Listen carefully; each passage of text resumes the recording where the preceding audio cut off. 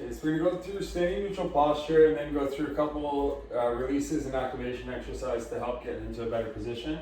So we've got Chrissy in a sports bar just so you guys can see things move a little better through the rib cage, and then we'll turn around at a different point and be able to see the spine move, scapula move a little bit better. So for right now, let's go from the side. So our goal is to get joint alignment through the ear, shoulder, mid-rib cage, hip, knee, ankle. So that's all lined up as we're just standing relaxed. So for her, we've got a little bit of a anterior tilt, so that's creating too much space here.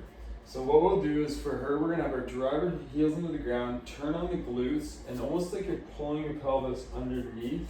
That's gonna help create a little bit more decompression in the spine and open this up into neutral. And then from there, we're gonna take a big deep breath in, so just relax your pecs a little bit more. So big deep breath in, and as we actually breathe in, we'll go sideways here.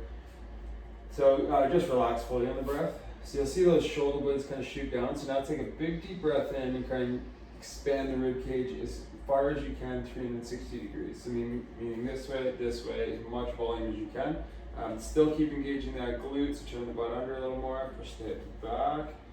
And then from there, we'll go to the side now.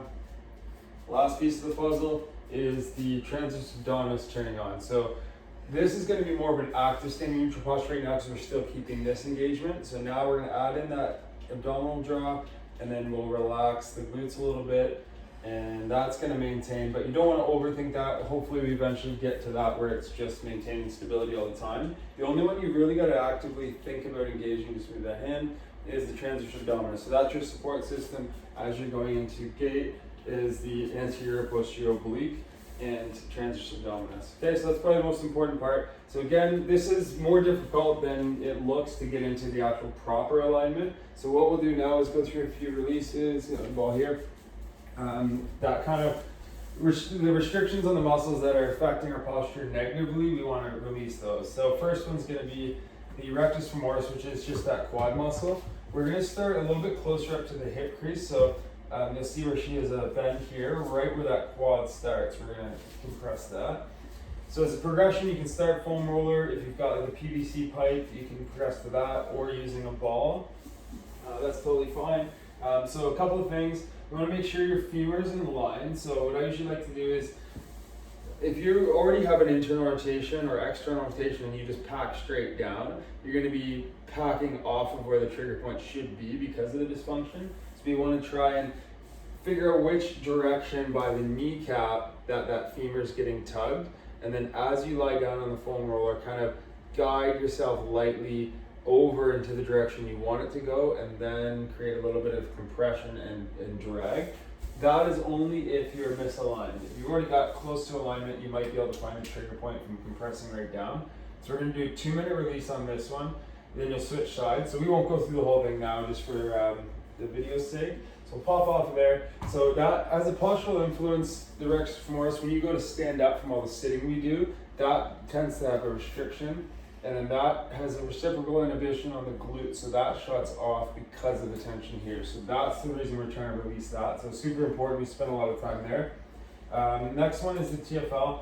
So that one, if you pretend you have jeans on and you're just slip your hand in your pocket, that's where the TFL is. So you're gonna place the ball in that spot and then kind of come down on an angle on it.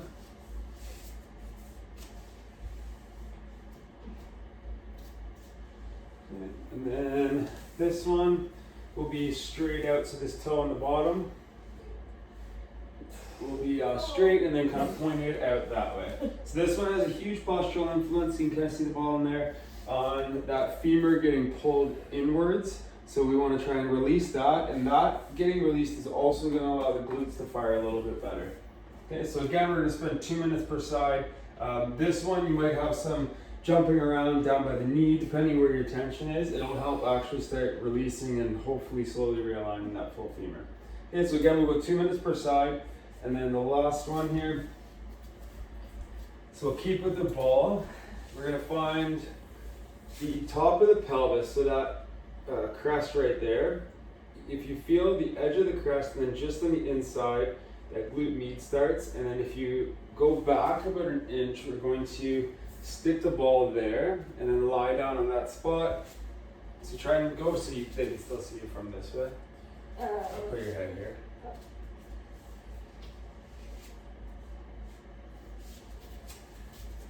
So once you got, let's down a little bit more. So once you've got that crest, underneath the crest, coming straight down. Once you've gotten that straight compression, again, we're now going to roll the hip slightly over, and you'll feel the ball actually slide towards the front of that hip capsule. So you're jamming in, rolling, so it packs and traps the tissue across on a slight angle.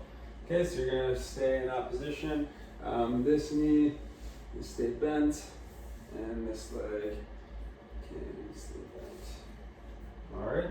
If that's uncomfortable for you at all, you can put a pillow between your legs, or even having this foot over top and supporting on that side is okay too. All right, so that's gonna open up those hips a little bit more. So those are 3 releases we're gonna focus on for now. The stabilizing exercises. So we're going to do a breathing position here. So we'll focus on trying to really expand. It's tougher than you'd think to get the relaxation and expansion of the abdominal wall. So as you breathe in, just go hands back a little bit more so you can see.